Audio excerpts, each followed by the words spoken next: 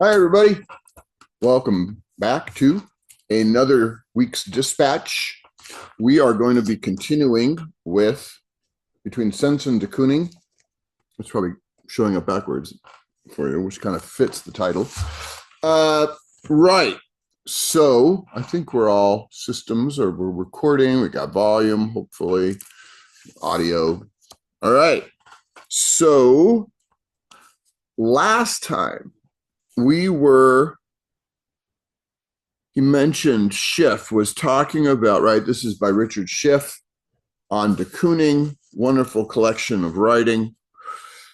And we're in this little chapter called Array. And Richard Shiff was just talking about this oil on newsprint called Eddie Farm. And this is all in the PDF. It'll be again in this email I sent out. And I'm assuming you can hear me. Okay, so ever manipulating, de Kooning converted some of the verticals to horizontals at his whim, as in the case of Eddie Farm, where the signature, not the design, establishes the definitive horizontal orientation. Oh, maybe I want my other glasses. Yeah, probably. I can read. Well, excuse me. Yeah, it's a whole thing, right?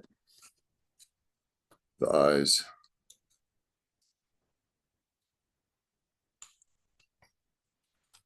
Okay, let's go. With a drawing sheet, as with a sheet of newspaper, de Kooning could shift the position of the image surface for his convenience in the course of working. What are the conditions of origin for the drawing reclining woman? It relates to its paper in what seems a similarly arbitrary way, as if the framing rectangle were an inconvenient limitation rather than a reliable compositional guide. Interesting. Reclining woman has the look. Which one is that? Reclining woman. Oh, that's this one. There. Right. Reclining woman has the look of having been drawn by feel, by touch, more than by sight. As de Kooning turned his eyes to the external subject, not its pictorial format, by feel, every position in a wheel of rotation is a possible orientation from which to draw. I'm going to read that again. By feel, every position in a wheel of rotation is a possible orientation from which to draw. We might say that de Kooning's subject on the television screen, right? He was looking at television and just going.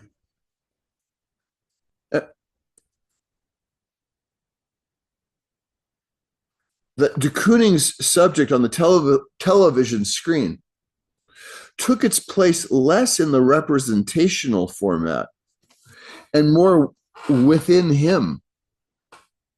He internalized this body in the moving touch of his hand.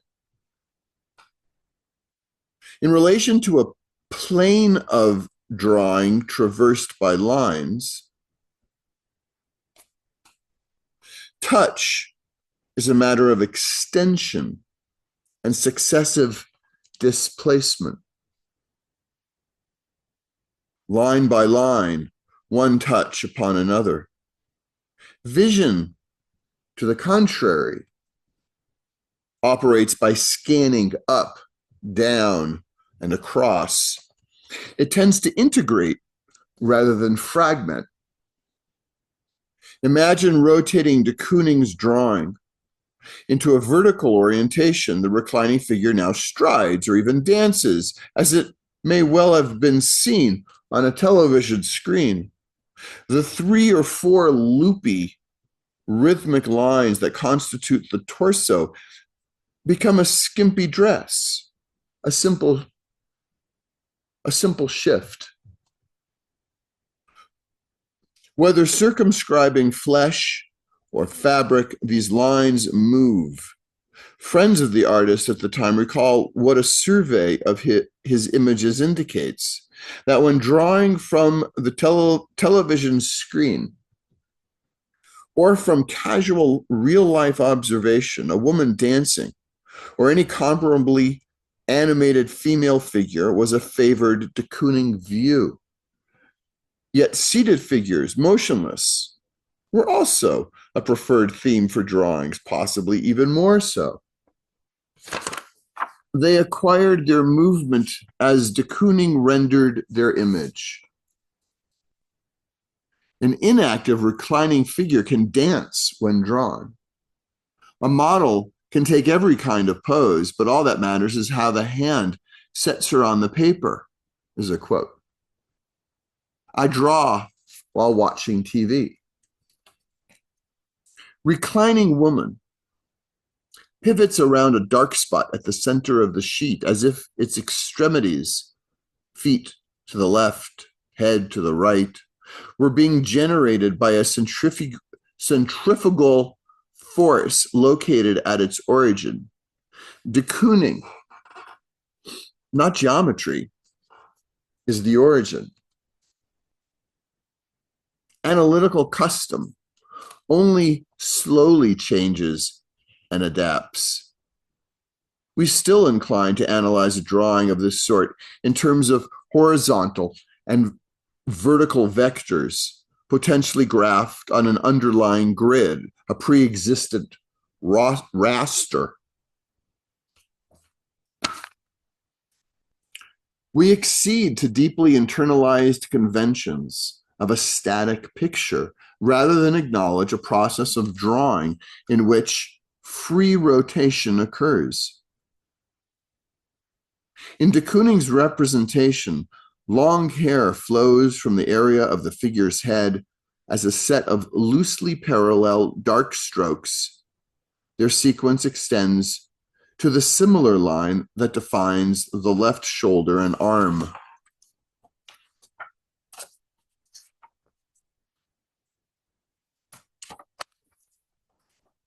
What I'm talking about. If you haven't looked at the PDF along with it.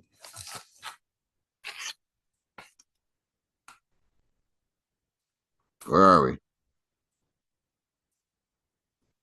This is organic composition, whether or not it can be mapped onto an imagined grid-like pictorial field. The strokes of hair on the reclining figure's right side, toward the top of the sheet, detach from the form of the body as if occupying a position where hair ought to be, without much pretense as to how hair is likely to look. The lines and their position have been felt, not seen. Gravity centers in the artist's hand as it occupies the center of drawing. Gravity is no illusion. This is drawing for itself, acted out in relation to the artist's experience of seeing and touching simultaneously. This is drawing for itself, acted out in relation to the artist's experience of seeing and touching simultaneously. What he touched, the paper, he did not see. What he saw, if a television drawing, the screen, he did not touch.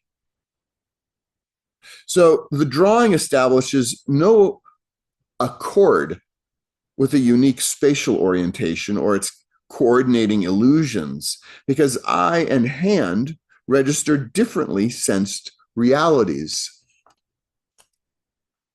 Eye space, hand space, eye space, hand space. Each has its scope, each has its reach. De Kooning accepted this indeterminate distance between his senses. He allowed the separation to stand. He could look one way, touch another way. To pursue an ideal image of unreal coordination was hardly his interest. Packed with experiential common sense and sati, he withheld common sense of a different kind, a ruling sense, sensus communis, that would pass definitive judgment over the bits of information deriving from any number of immediate contacts with externals. Things in life, a horse, a flower, a milkmaid. This was his offhand listing as he explained how his painting depended on ordinary sensations of trivia that might belong to either the living environment or the world of pictorial art from which he liked to derive his imagery. From this complex of sensation, he chose not to eliminate the many contradictory indications. His perception failed to integrate. Yet it would be wrong to conclude that de Kooning's chaotic mode of observational drawing resulted in chaos. The view expressed in 1956 by one of his friends took this route, quote, de Kooning's paintings suddenly became prolix and violent, with no picturesque detail vignetted out of chaos, but the very disorder, the very chaos. What's prolix? Hang on, I'm going to look that up. Prolix. We got this right? Using or containing too many words, tediously lengthy. De Kooning's paintings suddenly became prolix and violent, with no picturesque detail vignetted out of chaos, but the very disorder, the very chaos. Drawing a line where it takes you, following the force of its gravity, its pull. This is not chaotic, even when the line finds no place in a recognizable order. Singularity happens. To invoke chaos amounts to too oppositional a summation. Crediting de Kooning's art for some putative negativity, valuing it as anti-art. To say that de Kooning structured chaos errs from the other side. It was not a chaos of sensation that he allowed to remain, but the factor of sensory spontaneity, an array of experience of no particular order, an array of anything, say an array of numbers or of recorded events. If presenting no discernible logical sequence, still remains a grid-like configuration of possible sequences. And any array has its unique character, like a human face. Familiar or not. A unique face has many expressions, shows many faces. It is its own array. Quote, if the picture has a countenance, I keep it, de Kooning said in 1950. If it hasn't, I throw it away. Bits of an artist's spontaneity, bits of ordinary experience constitute an array. neither orderly nor disorderly,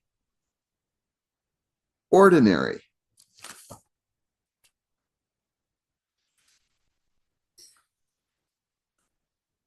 There's something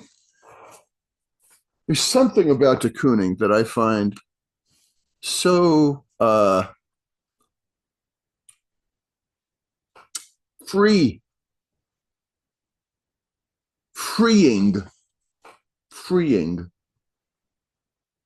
pretty great, like life. Okay, it got kind of cloudy out. It was sunny, not now. All right. Be well, everyone. Keep drawing, keep painting, keep making stuff, keep on all of it. And take care. Be well.